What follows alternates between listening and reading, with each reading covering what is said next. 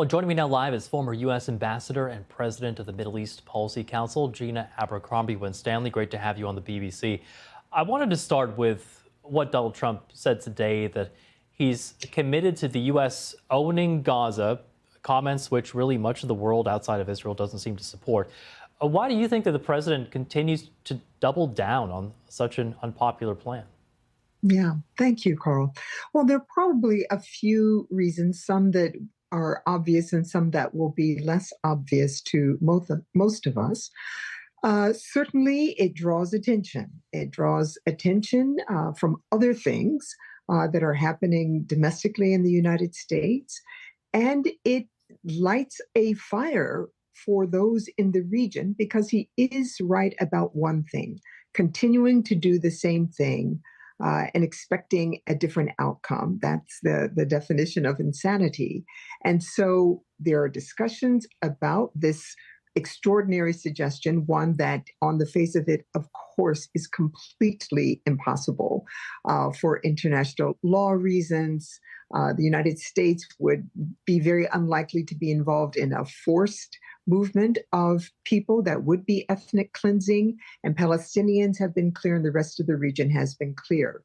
But it does mean that there are a lot of conversations going on among leaders in the region about really what to do, what else can be put on the table that allows this situation to be changed, to go in a different direction. And those conversations are certainly useful. Moving away from the president for just a moment, the Israeli military has now withdrawn from a key corridor there in the Gaza Strip. How significant do you think that is? It's huge. There are many of us during the course of this war, as we saw the Israeli commitment to devastating the Gaza Strip, to putting IDF forces firmly back inside the Gaza Strip. Many did not believe they would ever leave again. Even as it's been proved that they were not able to carry out one of their early goals, which was to eliminate Hamas, whatever definition that might include, it clearly has not been done. And of course, the prime minister is under a great deal of pressure even now to resume that war, to not adhere to the ceasefire. And so the fact that they have taken this step is extremely significant and shows that they haven't got to the point yet where they feel they need to restart the war. And meanwhile, in the West Bank, at least 2 women were killed by the IDF. That's according to Palestinian health authorities there. We've seen this massive Israeli operation in the West Bank recently. Could what's happening there end up threatening the peace process in Gaza? Absolutely.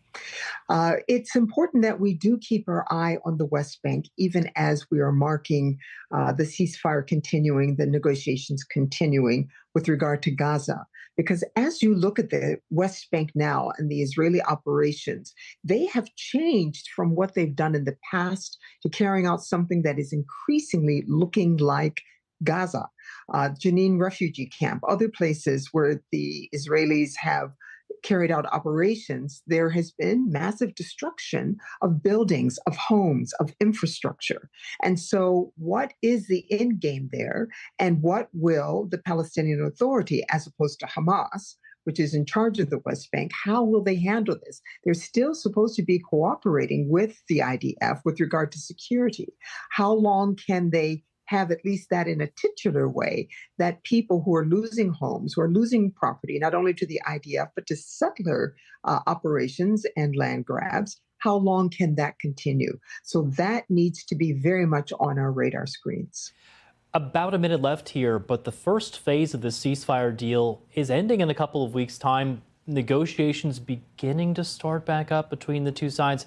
Where do you see things shaping up in terms of phase 2 here? Well, I believe there's going to be a fairly slow start. They're halfway through phase 1, so there is some time. The delegation is relatively low level that's gone to Doha. So they're not going to be making any decisions, no announcements coming out anytime soon. The parties will look and see what's on the table, where are red lines, where can progress be made, and keeping in mind that as long as there are credible negotiations going on, the ceasefire should continue. So each side is going to have to decide for Hamas to keep it going in a credible fashion so the Israelis don't have something to point to that can allow them to start the war. But we'll have to keep a close eye on that as well. Ambassador Gina Abercrombie-Winstanley, president of the Middle East Policy Council. Thank you. Thank you. President Trump